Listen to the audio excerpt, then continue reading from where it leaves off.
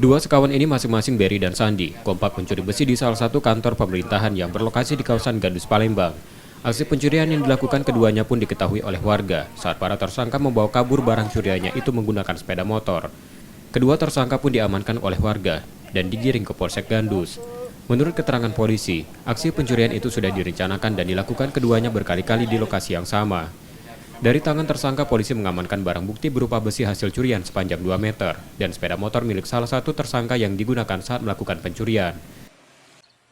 Modusnya, pelaku ini sebelumnya merencanakan memang sudah melakukan kegiatan pemantauan, kemudian pada saat yang tepat, berdua ini ada niat untuk mengambil barang dengan cara masuk pagar pekarangan, kemudian mengangkatnya.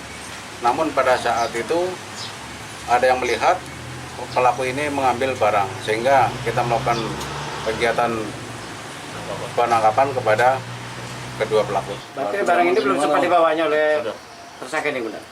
Nah, untuk pada saat itu sudah bergerak ataupun berpindah dari tempat lokasi.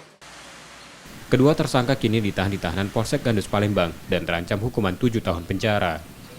Reski Oktora, Kompas TV, Palembang, Sumatera Selatan.